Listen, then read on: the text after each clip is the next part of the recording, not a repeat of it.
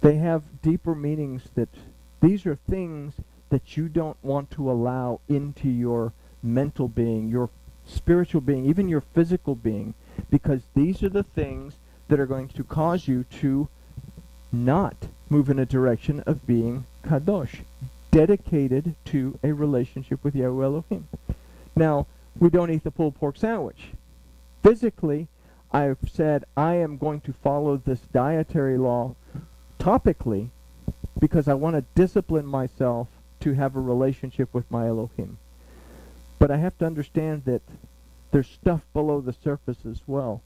So there's kind of a real quick overview of some of these. There's a few others, but you understand why now the dietary laws are right here in this set yourself apart to Elohim. So, now that we've gotten to that, we're going to cover each of the animals listed in chapter 11 in another series of studies, because to do so would be beyond the scope of this Torah portion. We'd be studying this for hours on end.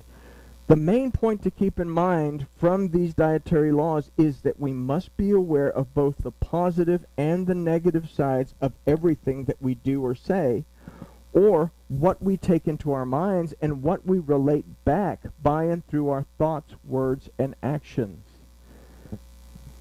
This is what allows us to fully appreciate chapter 11, 44 through 47, which are the last verses of the Torah portion. 44, he says, the boss says, "For I am Yahweh your Elohim. Set yourselves apart because of this, and be kadosh. For I am kadosh. Neither shall you defile yourselves with any manner of swarming thing that moves upon the earth." We've been together a long time. If I say swarming thing that moves upon the earth, does this trigger in you a concept or a thought of a particular letter that we have to be considering? And it's our choice again in the Tet, and everything in the Torah comes down to two things. Comes down to this choice in the Tet that we can either, as the Vav, bow in submission before Elohim by and through his word, or we can consume the creeping things and the swarming things and be like the little serpent. There's my serpent that crawls on its bellies and eats the temporary things here. But he says, I am Yahweh your Elohim. Set yourselves apart because of this and be kadosh. For I am kadosh. Okay, so be dedicated to me because I am dedicated to you. Does this bring to mind another letter, one that we just considered in Pesach? That you put the blood on the doorpost and the lintel that forms a letter, het, where if we are going to yoke ourselves to our Elohim, we have to do it by and through his word. We have to follow his instruction in order to be kadosh, be dedicated to Yahweh Elohim, because he's dedicated to us. He was dedicated enough to us that he sent us his word so that we could have instructions in order to build this relationship. Okay? So we have to understand again the word kadosh to truly appreciate what's being said in this verse. First and most important, kadosh does not mean holy or divine. These are Greco-Roman ideas. Everything has to be a deity. And we are all gods in the Greco-Roman mind. Okay? Kadosh means to be set apart to a specific purpose, as in to be dedicated to one thing. This eraser is kadosh. It's dedicated to the sole purpose of erasing the dry erase board. Okay? I have a chalk eraser to try to erase my dry erase board at home. It doesn't work as well. They made something specifically to do this. Okay? This is kadosh.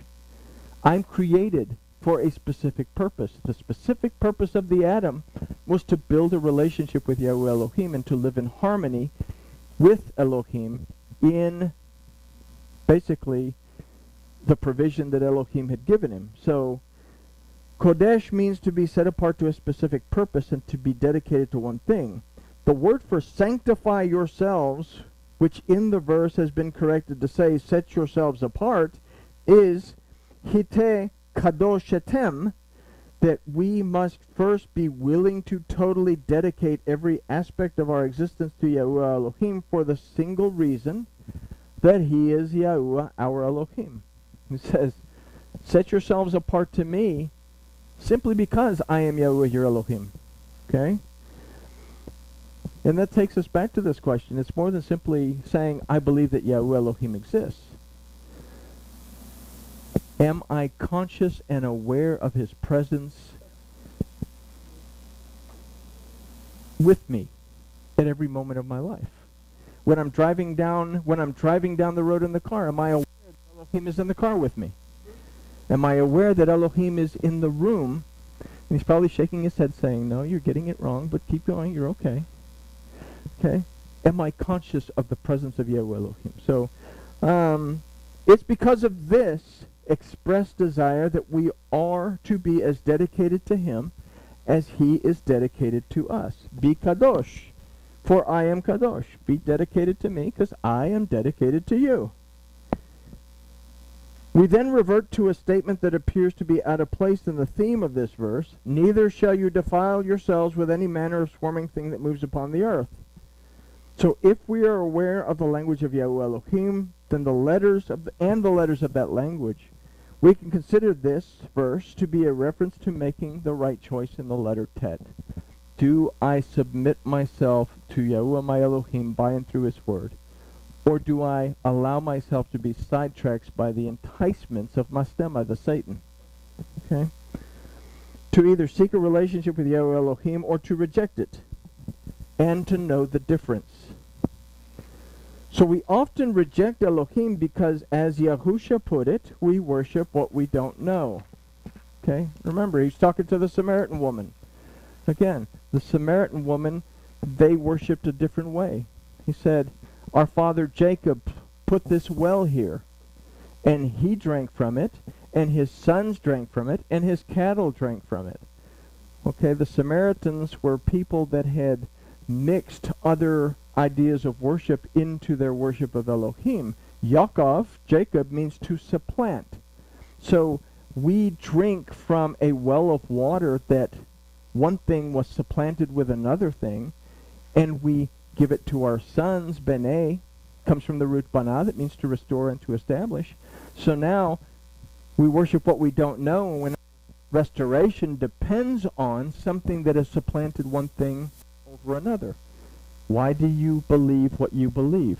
What is the origin of what you believe?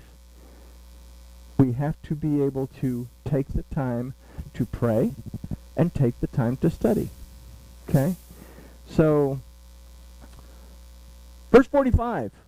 For I am Yahuwah that brought you up out of the land of Egypt to be your Elohim.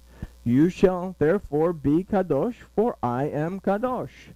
Again, this verse is a restatement of verse 44, with a reminder that it is Yahuwah who will deliver us from the bondage, and that he is dedicated to doing so if, again, we dedicate ourselves to building a real relationship based on the truth of his word with him. What is Egypt? Mitzarim. Comes from the root matzor, that means to be under siege, to be bombarded. And I'm sure that nobody in this room is ever bombarded by anything throughout the day. At least 2 or 3 or 4, half dozen times a day. But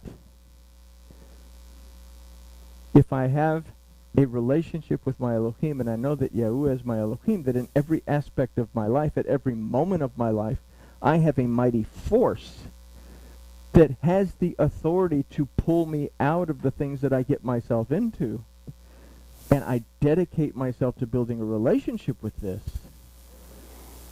then surely my Elohim is going to build a relationship with me, and I don't have to go back to Egypt unless I allow myself to go back, and then I make teshuvah, and then I come back. So he's dedicated to pulling us out again and again if we'll dedicate ourselves to building a real relationship based on the truth of his word. And as we build that relationship, our trips to Egypt seem to be less and less and less. 46. This is the Torah of the beast and of the fowl and of every living creature that moves in the waters and every creature that swarms upon the earth, to make a difference between the unclean and the clean, between the living thing that may be eaten and the living thing that may not be eaten.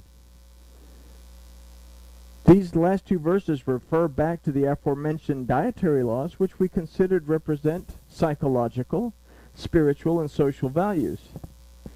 Yahuwah has given us the tools that we need to first succeed in a real relationship with him as our Elohim, and second, to be able to relate to, minister, and to teach those whom our Elohim places in our path, and by proxy, our care. The main consideration for Parsha Shemini is that we are seek to become as complete as we can in our relationship with Yahuwah our Elohim, and that we must be aware of and respect our limits as human beings with feelings and emotions. We must become aware of what we consume, not just as physical food, but as psychological, spiritual, and social food. And we must become perceptive enough to discern and understand what is clean, truth, and what is unclean, falsehood. So we ask, how kadosh are you? If I told you that the root of Shemini, which means 8, is Shema, that means to perceive, discern, and understand, to obey and to apply and to be content. And if I say Shema Yisrael, Yahuwah Eloheinu, Yahuwah Echad, again, do I perceive, discern, and understand when I am in a relationship with Elohim where he prevails, or do I perceive, discern, and understand when I'm going south and I am wrestling against my Elohim? And do I understand that in every aspect of my life, at every moment of my life, I have a mighty force who has the authority to redeem me, deliver me, restore me, bring me health, bring me rest. And that if that force, if Yahuwah is Echad, if he's in agreement with his word, then I have to be in agreement with his word. And if I'm in agreement with his word, then we are in unity. So, we'll just end it with that corny question, how kadosh are you? And say grooviness has been achieved.